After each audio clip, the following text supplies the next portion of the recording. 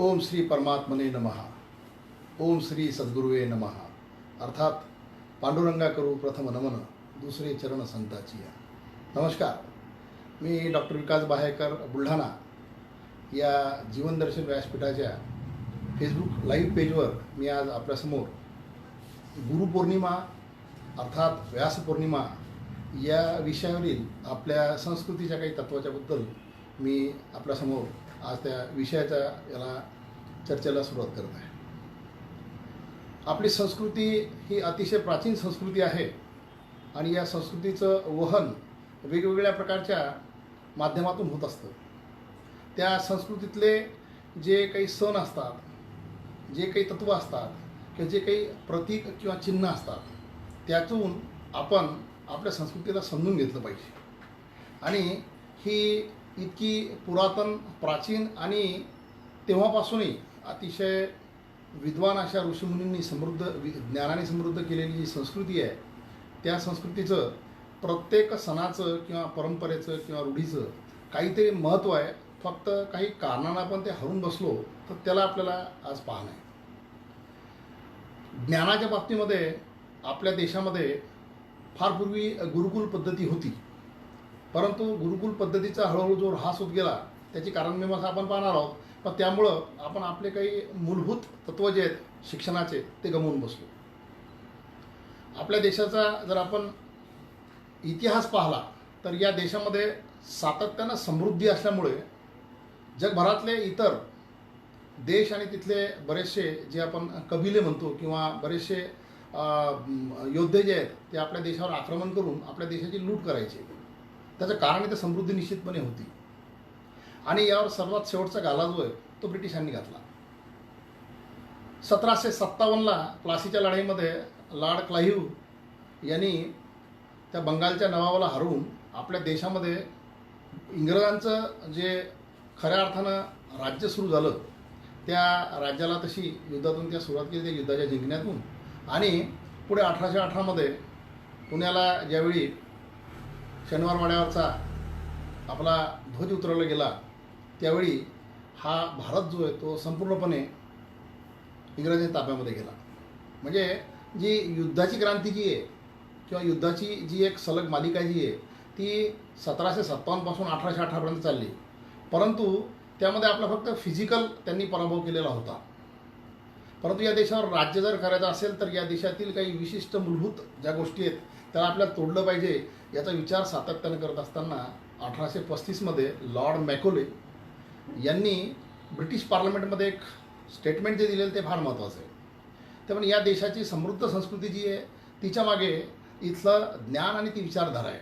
आणि ती ज्ञान आणि विचारधारा जी आहे ती सातत्यानं यांच्या आश्रम व्यवस्थेतून किंवा गुरुकुल व्यवस्थेतून, गुरु शिष्य परंपरेतून ती खालपर्यंत पोचत असते.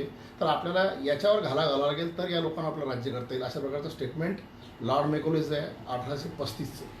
आणि तिथपासून आपल्या शिक्षण व्यवस्थेला वेगवेगळ्या प्रकारची जी काही म्हणतो आपण ती दुरावस्था प्राप्त झाली आणि आज आपण या ठिकाणी पोहोचलेलो आहोत. असो, तर या 1857पासून तर 1835पर्यंतच्या काळामध्ये आपली जी परंपरा होती त्या परंपरेमध्ये गुरु शिष्य ही एक फार महत्त्वाची उपाधी होती आणि त्याचं काहीतरी प्रतीक साजरं करावं म्हणून ती गुरुपौर्णिमा होती. आजच्या काळामध्ये आपण जे सण वेगवेगळे साजरे करतो त्याचं औचित्य मुळात आपल्याला लक्षात नसल्यामुळे आपण त्याच्या वेगवेगळ्या प्रकारची टीका करत असतो. आणि म्हणून आपल्याला त्यातलं सत्य काहीतरी गोष्टी जाणून घेणं आवश्यक आहे. तर त्यातली ही एक महत्त्वाची परंपरा. गुरुपौर्णिमा आपण जी साजरी करतो ती महर्षी वेदव्यास यांच्या जयंतीच्या निमित्तानं. आणि म्हणून गुरुपौर्णिमा समजून घेण्यापूर्वी मुळात आपल्याला महर्षी वेदव्यास यांना समजून घेतलं पाहिजे. महर्षी वेदव्यास हे पाराशर मुनी आणि सत्यवती यांचे पुत्र. पण त्या काळामधली जी समाजरचना आहे त्यातलं एक वैशिष्ट्य आपल्याला पुन्हा समजून घेणं आवश्यक आहे, कारण ह्या गोष्टीवरही टीका होते. प्रत्येक गोष्टीचा विचार करत असताना आपल्याला त्याचं समकालीनत्व समजलं पाहिजे. ह्या सर्व ज्या कथा आहेत, ज्याला आपण पुराण म्हणतो किंवा आपली संस्कृतीतल्या जे वेद वगैरे आपण म्हणतो, हे त्या त्या काळामध्ये ज्ञानातून समोर आलं आहे. त्याच्यामुळे त्याचं आपल्याला त्या काळातलं औचित्य समजून घेणं आवश्यक आहे. त्या काळामध्ये समाजव्यवस्था तशी होती आणि ती समाजव्यवस्था तशी असल्यामुळे समकालीनत्व आपल्याला समजून घेतलं पाहिजे. तर काही गोष्टी कशी मान्यता होती ती फक्त वेदव्यासाच्या या जन्मावरून आपल्या लक्षात येईल. पराशर मुनी आणि एका कोळ्याची कन्या सत्यवती यांचा हा पुत्र, पण त्याला मुलीच्या लग्नाच्या आधी जो व्हायचा त्याला कानीन पुत्र म्हणायचे, म्हणजे हा कानीन पुत्र होता महर्षी वेदव्यास. मग या वेदव्यासाला जन्म झाल्यानंतर त्यांनी एका बेटावर ठेवलं, म्हणून त्याचं नाव द्वैपायन, आणि तो रंगानं सावळा असल्यामुळं कृष्ण द्वैपायन. मग हाच व्यास किंवा कृष्ण द्वैपायन जो आहे की नाही, हा नंतर सत्यवतीच्या ज्या सुना होत्या अंबालिका आणि अंबिका, म्हणजे अंबिका आणि अंबालिका, यापैकी अंबा जी ती निघून गेली होती आणि त्यातली अंबिका आणि अंबालिका यांच्या पोटी नियोग पद्धतीनं धृतराष्ट्र, एका दासीच्या पोटी विदुर आणि अंबालिकेच्या पोटी पंडू यांचा जन्म झालेला होता. म्हणजे ते या वेदव्यासाचे तसं जर पाहिलं तर नियोग पद्धतीने झालेले पुत्र होते. आणि वेदव्यासाचा स्वतःचा औरस पुत्र होता तो महर्षी शुक, ज्यानं पुढे श्रीमद भागवत कथा ही सांगितलेली आहे. म्हणजे कानीन पुत्र, नियोग पद्धतीचे पुत्र आणि औरस पुत्र या सर्व गोष्टीला द्वापार युगामध्ये मान्यता होती. आपण आजच्या काळामध्ये बऱ्याच गोष्टीची टीका करतो, तर आपण समकालीन जो न समजून घेतल्यामुळे आज लोकशाहीमध्ये त्या गोष्टी करतो, म्हणून मी ही गोष्ट थोडी विस्तृतपणे सांगितली. असो, व्यास जे येतं, या व्यासांचं आपल्या संस्कृतीवर इतकं अनन्यपणे उपकार आहेत की ते ज्ञानाच्या दृष्टिकोनातून आपण जर विचार केला तर आपल्याला ते लक्षात येईल.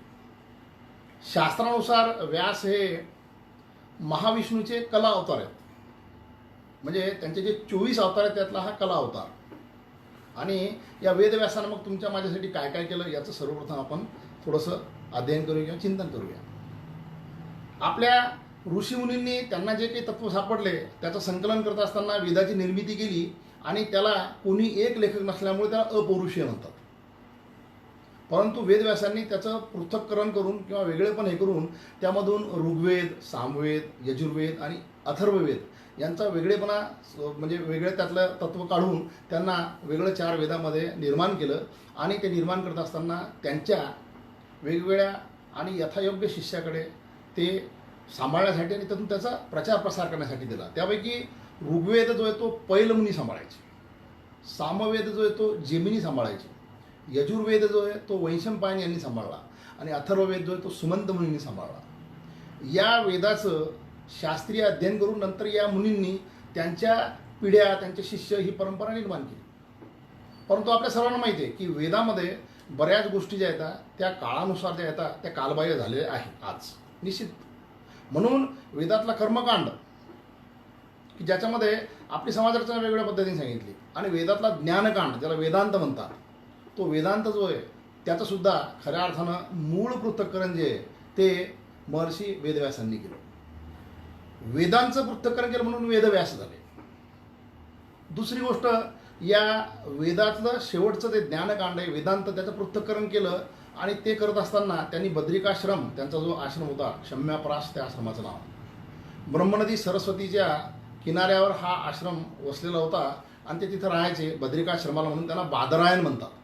म्हणून आपल्या आस्तिक दर्शनशास्त्रामध्ये जे पूर्वमीमांसा आणि उत्तरमीमांसा आहे, त्यातली उत्तरमीमांसा म्हणजे वेदांत, ज्याच्यामध्ये अद्वैत तत्त्वज्ञान सांगितलेलं आहे, ते अद्वैत तत्त्वज्ञान सांगणारे वेदव्यास म्हणून बादरायण या नावानं सुद्धा प्रसिद्ध आहे. म्हणजे कर्मकांड सोडून महर्षी वेदव्यासांनी ज्ञानकांडाला महत्त्व दिलं.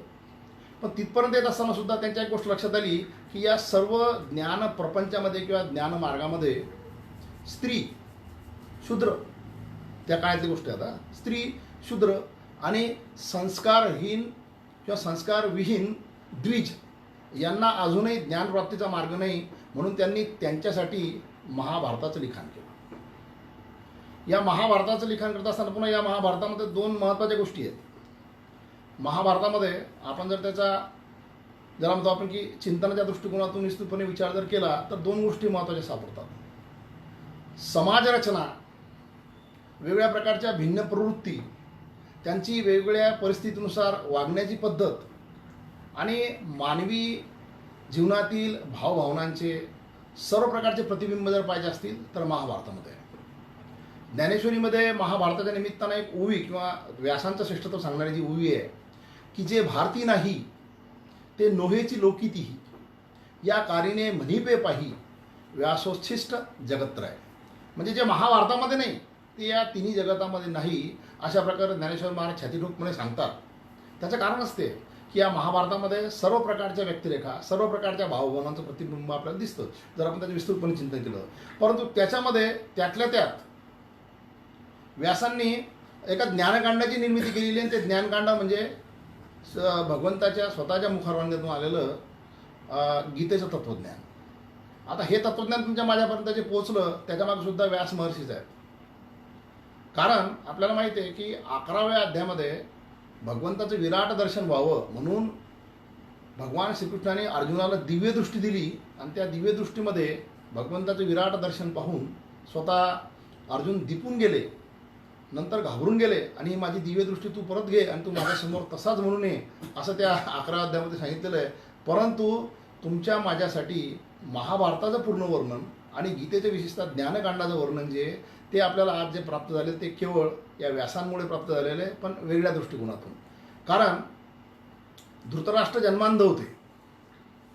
धृतराष्ट्र हे व्यासांचे पुत्र नियोग पद्धतीने झालेले आणि आपल्या पुत्राला ह्या सर्व प्रकारच्या युद्धाच्या घटना पाहता याव्या या दृष्टिकोनातून त्यांचा जो एक सुमंत होता त्याचं नाव संजय, या संजयाला दिव्यदृष्टी महर्षी वेदव्यासांनी दिली होती. म्हणजे वेदव्यासांच्यामुळे संजयाला दिव्यदृष्टी प्राप्त झाली आणि त्यांनी सर्व रणांगणावरचं कुरुक्षेत्रावरचं वर्णन जे ते धृतराष्ट्राला सांगितलं आणि त्याच्यामध्ये आपल्याला गीता प्राप्त झाली. म्हणजे तुमच्या माझ्यापर्यंत महाभारतातलं ज्ञानकांडसुद्धा पोचावं याकरता स्वतः वेदव्यासच जबाबदार आहेत. त्याच्याही पलीकडची एक गोष्ट, नंतर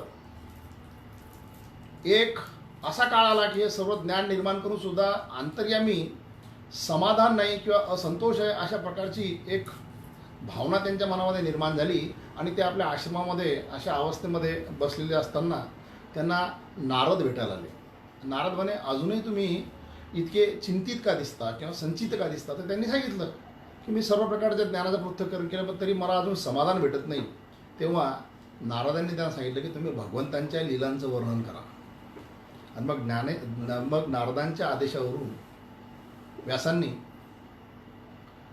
श्रीमद भागवताची निर्मिती केली आणि ते श्रीमद भागवत जे आहे त्याच्यामध्ये भगवंताच्या जीवनलीला ज्या आहेत त्या जीवनलीला आणि त्या भगवंताच्या सातत्याच्या नामस्मरणामुळे कलियुगामध्ये तुम्हाला मला मुक्तीचा मार्ग सापडू शकतो असं ते शास्त्र सांगतं. मी तुमच्यासमोर शास्त्राच्या गोष्टी मांडत आहे बरं का. आणि सर्वात पहिले त्यांचे जे पुत्र मी सांगितले शुकमुनी, वैराग्याचा महामेरू असलेला शुकमुनी यांनी परीक्षितासमोर ते सर्व प्रकारचं ज्ञान जे ते शुकतालला त्यांनी मांडलं.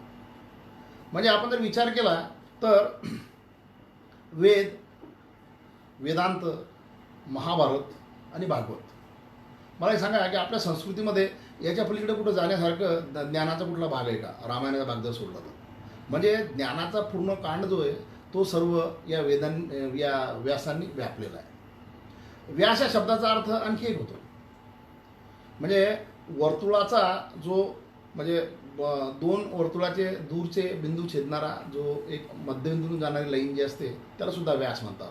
तर जगतामध्ये असलेल्या सर्व ज्ञानांना स्पर्श करणारा जर कोणी असेल तर त्याला सुद्धा व्यास म्हणतात. म्हणजे व्यास जे आहे ते सर्वस्पर्शी आहे. मग या व्यासाच्या नावाचा एक आक्षेप जो आहे तो मला फक्त थोडक्यात या ठिकाणी सांगायचा आहे. आजच्या काळामध्ये आपल्या पुरोगामी लोकांच्या मनामध्ये त्या व्यासाबद्दल मला माहीत नाही कुठून अशा प्रकारची एक बुद्धी निर्माण झाली की ते व्यासाचं नाव घेतलं म्हणजे त्याच्यावर काही वेगळा शिक्का असं समजतात आणि म्हणून ते व्यासपीठच्या ऐवजी विचारपीठ म्हणतात.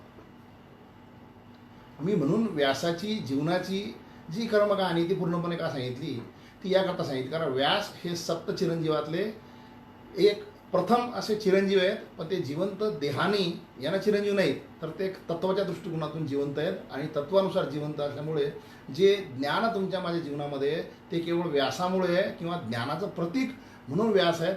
म्हणून आपण ज्यावेळेस व्यासपीठ हा शब्द उच्चारतो त्यावेळी आपण कुठल्या तरी ज्ञानाची आदानप्रदान करतो. किंबहुना ज्या ज्या ठिकाणी ज्ञानाची आदानप्रदान होते त्या जागेला व्यासपीठ हेच संबोधन योग्य आहे.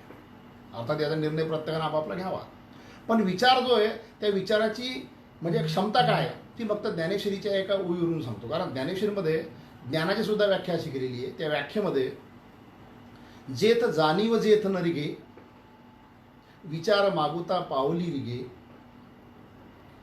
जाणीव जेथ न रिगे विचार मागुता बावली निगे, तरकू आईन नगे अंगी जयाच्या अर्जुना तया नाव ज्ञान, एर प्रपंच हे विज्ञान, ते तर सत्यबुद्धी हे अज्ञान हेही जाण.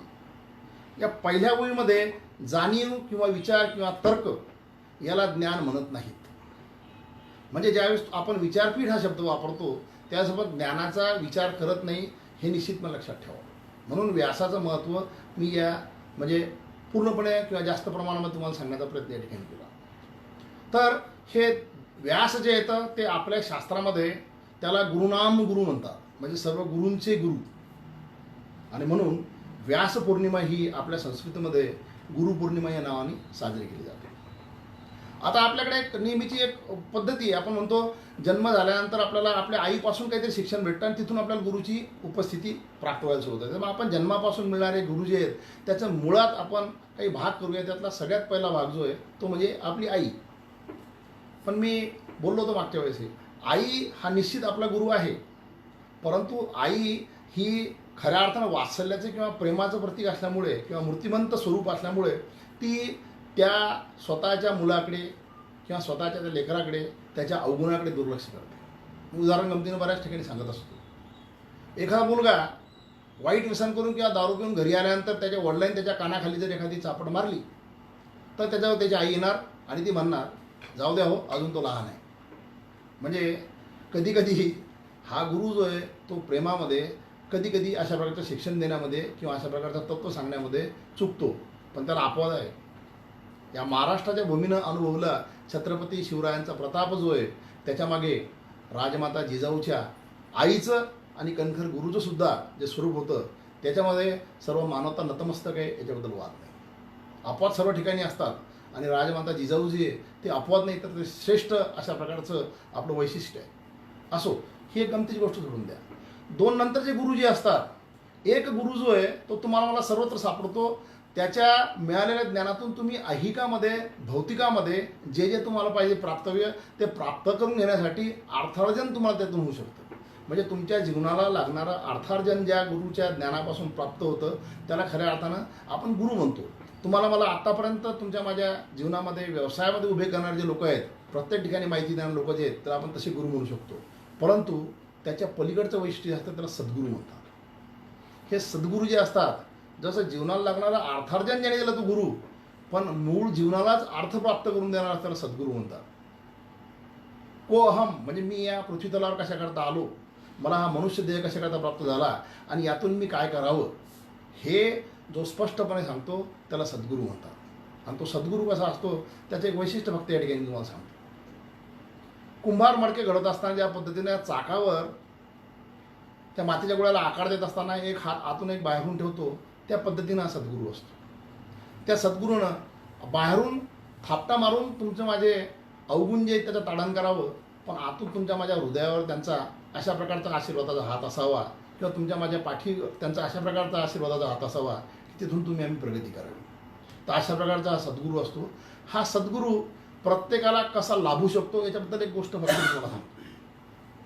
मागे कुठेतरी मी बोललो असेल, नैतिकतेनं आणि आपल्या बुद्धीनं, आपण मर्यादित बुद्धी असते आपल्याला, त्या बुद्धीनं आपण जर कार्य करत राहिलो तर आपल्याला निश्चितपणे काही गोष्टी सरळ सरळ सापडत जातात. आणि ज्यावेळेस जीवनामध्ये अशा प्रकारचं काहीतरी डायव्हर्शन किंवा अशा प्रकारचं काहीतरी बायफर्केशन येतं त्यावेळी तो ईश्वर साक्षात तुमच्या माझ्यासमोर गुरु म्हणून उभा राहतो, हे आपण कोणीही अनुभवू शकता.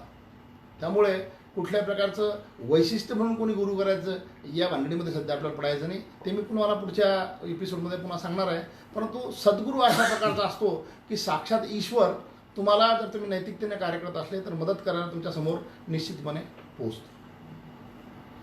विवेक चूडामणी हा आदि शंकराचार्यांचा एक अतिशय महत्त्वाचा, मौल्यवान आणि आपल्या संस्कृतीमधल्या जवळपास सर्वच तत्त्वाचं अतिशय परखडपणे आणि अतिशय परिपूर्णपणे वर्णन करणारा एक ग्रंथ आहे. अतिशय छोटा ग्रंथ आहे पण अतिशय उपयुक्त ग्रंथ आहे. त्या ग्रंथामध्ये श्लोक क्रमांक 33मध्ये या गुरुचं वर्णन केलं आहे की आपल्याला गुरु कशा पद्धतीचा मिळाला पाहिजे. त्या गुरुचं वर्णन करत असताना ते म्हणतात की तो सदाचारी असावा. गुरु शिष्याबद्दल आपण नंतर पाहूया. तो निरीच्छ असावा, अकामहत म्हणतात त्याला. वासनाशून्य म्हणजे तुम्हाला त्याच्याकडून कोणत्या प्रकारची तुमच्याकडून त्याला कुठल्या प्रकारची तशी अपेक्षा नसावी. आणि तो श्रोत्रिय म्हणजे सर्व प्रकारच्या ज्ञानाने परिपूर्ण असावा. त्याचबरोबर तो ब्रह्मज्ञ किंवा ब्रह्मज्ञानामध्ये सदैव लीन असावा, म्हणजे सर्व प्रकारचं ज्ञान त्याच्याकडे असावं. त्याचं एक वर्णन केलेलं आहे निरिंधन अनल, म्हणजे ज्याप्रमाणे एखादा अग्नी पूर्ण प्रकारचं इंधन जळून घेतल्यानंतर ज्या तो शांत होतो अशा प्रकारचा त्याचा अंतर्यामी शांतता असावी. अहेतुक म्हणजे तुम्हाला मदत करत असताना, मार्गदर्शन करत असताना त्याच्यामध्ये कुठल्याही प्रकारचा हेतू त्याच्यामध्ये नसावा. दया सिंधू म्हणजे तो दयेचा सागर असावा.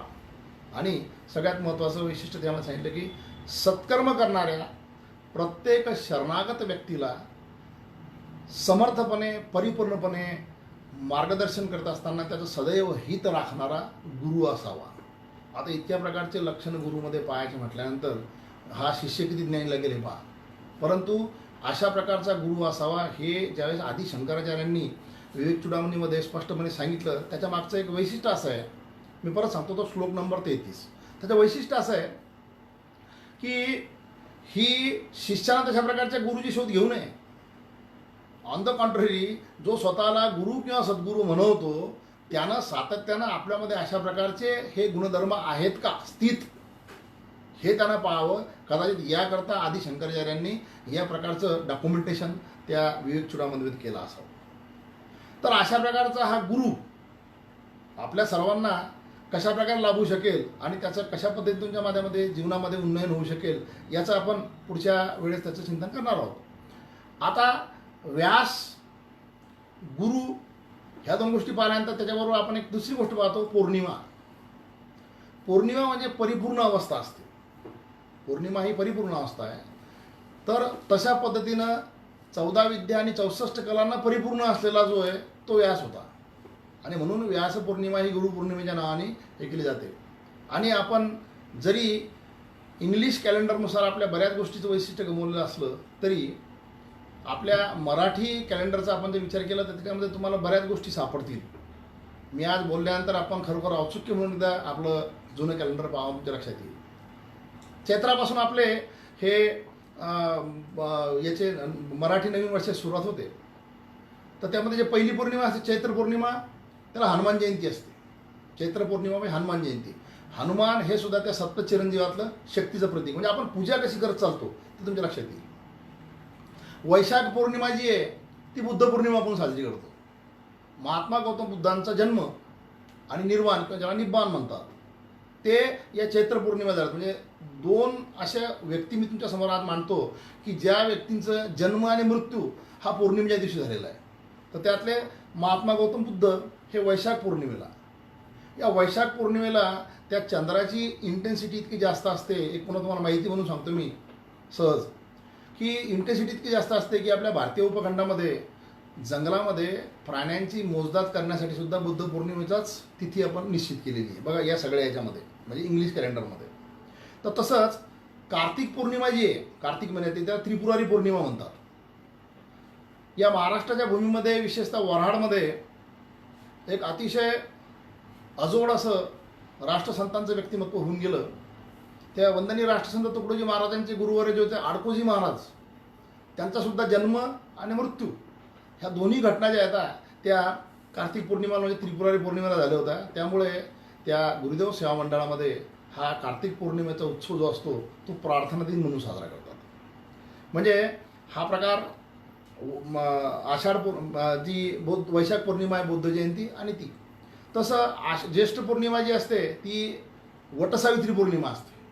आता याच्याने बरेच जण आक्षेप घेतात वडाला चक्रा मारायच्या का. आपण जर फेसबुक पाहिलं तर लक्षात येईल.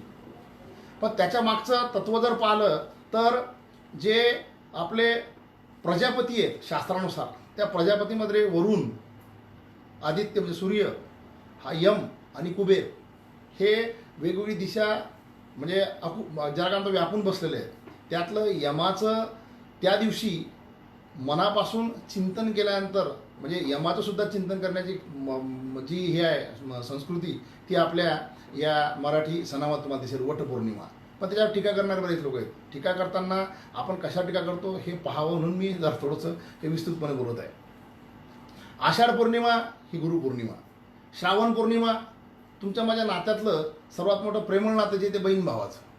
मग त्या बहीण भावाच्या नात्यानुसार आपण त्या दिवशी राखी साजरी करतो. राखी पौर्णिमा, त्याला नारळी पौर्णिमा म्हणतात. कोळी समाजामध्ये दर्या म्हणजे जे समुद्रामध्ये जातात वगैरे त्यांच्यासाठी या नारळी पौर्णिमेचं फार वैशिष्ट्य आहे. त्या दिवशी ती समुद्राची पूजा करून त्याच्यानंतर आपण जसं सीमोल्लंघन करतो तसं ते समुद्रामध्ये त्या जायला सुरुवात करतात. कारण तोपर्यंत आत्तापर्यंतच्या पावसाळी वातावरणामुळं खवळलेला दर्या जो असतो तो काहीसा शांत झालेला असतो, म्हणून त्याची पूजा करून तिकडे जातात. म्हणजे मी तुम्हाला सांगितलं ना की आपले जे काही प्रजापती आहे त्या प्रजापतीची पूजा करण्याची आपल्या संस्कृतीमध्ये जे काही तत्व आहेत त्याच्यामध्ये या सर्व पौर्णिमा बसलेल्या आहेत. त्यातली एक आणखी आपण चांगल्या प्रकारे साजरी करणारी पौर्णिमा जी आहे ती पौर्णिमा जी आहे ती अश्विन पौर्णिमा, ज्याला आपण कोजागिरी पौर्णिमा म्हणतो किंवा शरद पौर्णिमा म्हणतो. म्हणजे त्या शरद पौर्णिमेच्या दिवशी त्या कोजागिरीचं आणखी एक वैशिष्ट्य आहे की ती कोण जागृत आहे, कोजागृती म्हणजे कोजागिरी. जो जागृत असेल त्याचं जीवन मी अमृतानं आणि ज्ञानानं आणि ऐश्वर्यानं सिंचन करते. याकरता ती देवी रात्रभर फिरत असते आणि म्हणून आपल्याकडे ते सण साजरा करायची एक पद्धती आहे. म्हणून आपल्या या वेगवेगळ्या सणामधले जे वेगवेगळे प्रतीक आहेत, वेगवेगळे तत्व जे आहेत आणि वेगवेगळ्या परंपरा जे आहेत त्याचं काहीतरी वैशिष्ट्य आहे आणि ते वैशिष्ट्य आपण काळानुसार आणि आपल्या जीवनाच्या व्यापानुसार विसरलो म्हणून आपल्याला ती अडचण आहे. आणि म्हणून मी या पूर्वार्धामध्ये ज्याच्यामध्ये मला संस्कृत विचार गुरुपौर्णिमेचा सांगायचा होता त्याच्यामध्ये आपल्याला जे महत्त्वाचं तत्व पाहायचं व्यासाचं आणि पौर्णिमेचं त्याचं मी इतकं विस्तृतपणे या ठिकाणी चिंतन केलं. आता एक महत्त्वाची गोष्ट आपल्याला पुन्हा आणखी एक त्यातली पाहायची आहे की शेवटी हे तत्व साजरे करत असताना किंवा हे सण साजरे करत असताना त्यातून आपण काही टेक होम मेसेज घेतो का? कारण गुरुचं वैशिष्ट्य आपण बोललो, पण शिष्य म्हणून आपल्यामध्ये काही गुणधर्म असावे. त्या गुणधर्मामध्ये 3-4 गुणधर्म त्या विवेक चुडामणीमध्ये सांगितलेले आहेत. श्लोक क्रमांक 16-17 मध्ये सांगितलेले आहेत. त्याच्यामध्ये तुमच्या अंतर्यामी आता शिष्य म्हणून काय असावं. अर्थात ह्या गोष्टी आपल्याकडे नसल्यामुळे आपल्याला प्रत्येक आपल्या सणाचं किंवा आपल्या या अशा प्रकारच्या परंपरेचं काहीतरी वेगळ्या अर्थानं आपण त्याचं हे करतो आणि त्याचं आपण खंडन किंवा विडंबन करायला सुरुवात करतो. तर त्या शिष्यामध्ये ज्या मूलभूत काही प्रकारच्या अंतर्यामी असलेल्या खुणा ज्या आहेत त्या आपल्याला पाहायच्या. तर त्याच्यामध्ये सगळ्यात महत्त्वाची गोष्ट त्यांनी सांगितली त्याच्यामध्ये मुमुक्षत्व असावं. म्हणजे मी या पृथ्वी तलावर कशा करता आलो आणि माझ्या जीवनाचा अर्थ काय हे जाणून घेण्याची, अर्थात त्याला मोक्ष म्हटलं तरी मोक्ष वगैरे नाही, पण मी या पृथ्वीवर कशा करता आलो आणि मी काय केलं पाहिजे हे जाणून घेण्याची त्याची अंतर्यामी तीव्र इच्छा पाहिजे. आणि ती जर असेल तर मग त्याला तशा प्रकारचं पुढे जीवनामध्ये मार्गदर्शन निश्चित मिळू शकतं. तो मग सर्व प्रकारचं ज्ञान प्राप्त करून घेण्यासाठी तयार असावा आणि त्याच्यामध्ये सर्व प्रकारची नम्रता असावी. हे गुणधर्म गीतेमध्ये आहेत, ज्ञानेश्वरीमध्ये आहेत, आपण वेगवेगळ्या ठिकाणी पाहतो त्या ठिकाणी आपल्याला सापडेल ते. परंतु हे ज्ञान जे ते प्राप्त करत असताना आपण सातत्यानं या आपल्या बुद्धीचा विचार करतो. त्या बुद्धीतून ते ज्ञान प्राप्त होत नसतं, ते भावनेतून खऱ्या अर्थानं माणसाला ज्ञानाची प्राप्ती होत असते. आणि ती भावना जी असते ती श्रद्धेची बाई असते. गीता एका ठिकाणी सांगते श्रद्धावान लभ्यते ज्ञानम. म्हणजे आपण फार हुशार आहोत म्हणून आपल्याला ज्ञान प्राप्त होत अशातला भाग नाही, तर आपली आपल्या गुरुवर श्रद्धा असावी. आता बा इथून आपण उलटा प्रवास चालू करू. आपल्या गुरुवर आपला जर विश्वास असावा असं वाटत असेल कुठलंही ज्ञान प्राप्त करत असताना, तर मग कमीत कमी आपण ज्या गुरुवर विश्वास ठेवतो त्याच्याशी त्याच्या पायाशी एक वेळ आपल्याला निगडीत व्हायला किंवा त्याच्या पायाशी आपल्याला नम्र व्हायला काही हरकत नाही. दुसरा एक श्लोक सांगतो तद्विधी प्राणिपातेन परिप्रश्नेन सेवया उपदेक्षंती ते ज्ञानम ज्ञानीन तत्वदर्शी. म्हणजे जर तुम्ही त्यांच्यासमोर नम्र जर झाले तर ते तुम्हाला हृदयातलं ज्ञान काढून तुमच्यासमोर मांडायला तयार असतात. अशा प्रकारचे गुरु असतात. कारण मी सांगितलं सुरुवातीला त्यांची व्याख्या अहेतुकपणे दया सिंधू आणि सर्व प्रकारच्या तुम्हाला सत्कर्म करणाऱ्या व्यक्तीला त्याचं हित साधण्याकरता सातत्यानं धावणारे जे असतात ते गुरु जर असतील तर मग तुमच्या अंगी ती नम्रता असणं आवश्यक आहे. म्हणजे आपण ती जर नम्रता प्राप्त केली आणि त्या गुरुप्रती जर आपली श्रद्धा आपण ठेवली तर निश्चितपणे आपल्याला ज्ञान प्राप्त होऊ शकतं. श्रद्धावान लभ्यते ज्ञानम.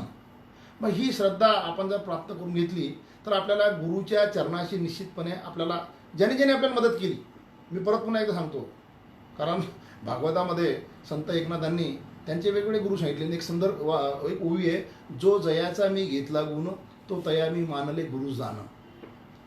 प्रत्येक व्यक्तीकडे काहीतरी वैशिष्ट्य असतं, त्यातून आपण बऱ्याच गोष्टी शिकत असतो. त्यालाही तुम्ही गुरु म्हटलं चालतं, परंतु तो गुरु म्हटल्यानंतर त्यांनी तुम्हाला तशा प्रकारचं ज्ञान डायरेक्टली इनडायरेक्टली तुम्हाला मिळून प्राप्त जर झाला असेल, तर तुम्ही त्याच्याप्रती नम्र आहात का, तुमच्या हृदयात त्याच्याबद्दल श्रद्धा आहे का, आणि ती श्रद्धा असेल तर तुम्ही व्यक्त कशी करणार. मग ते व्यक्त करण्याकरता आपल्या संस्कृतीमध्ये दोन गोष्टी महत्त्वाच्या लक्षात ठेवणं आवश्यक आहे. तुमची माझी संस्कृती ही मूलतः अद्वैत तत्त्वज्ञान मानणारी आहे. मग अद्वैत तत्त्वज्ञान मानणारी म्हणजे चराचर सृष्टीमध्ये ईश्वराचा वास आहे असं मानणारी संस्कृती असून सुद्धा या भारताच्या भूमीवर इतके मंदिरं कशा करतायत.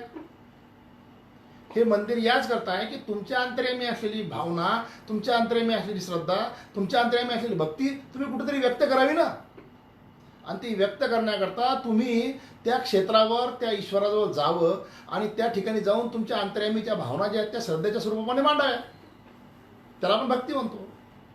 म्हणजे निर्गुण निराकाराची सुद्धा तुम्हाला जर समजा अंतर्यामी प्राप्ती झाली असेल किंवा अनुभूती प्राप्त झाली असेल, तरी आपण श्रद्धापूर्वक सगुण साकार मूर्तीकडे जातो. त्या पद्धतीनं तुमच्या अंतर्यामी ज्या गुरुबद्दल ज्यानं तुम्हाला जीवनामध्ये मार्गदर्शन करून उभं केलेलं आहे त्याच्याबद्दल तुम्हाला जर काहीतरी अंतर्यामी आतून श्रद्धा असेल निर्माण झाली, ती तुम्हाला व्यक्त करायची असेल, तुम्ही व्यक्त कुठे कराल, तर ती तुम्हाला व्यक्त करण्याच्या दिवसाकरता या 362 दिवसाच्या चक्रामध्ये गुरुपौर्णिमा आहे. प्रश्न टीकेचा नाही, प्रश्न अविश्वासाचा नाही, परंतु आपल्या अंतर्यामी श्रद्धा आहे आणि आपल्याला हे प्राप्त झालेलं आहे हे ज्यांना समजलं त्यांच्याकरता गुरुपौर्णिमा आहे. नाही मी तुम्हाला सुरुवातीला सांगितलं, व्यासपीठ हा शब्द उडवून विचारपीठ वापरणारे बरेच लोक आहेत. त्यांना व्यास समजला नाही म्हणून अडचण आहे, पण ते तितके स्वयंभू आहेत का हे पाहिलं पाहिजे. आणि तितके स्वयंभू जर ते असतील तर मग इलाजच नाही.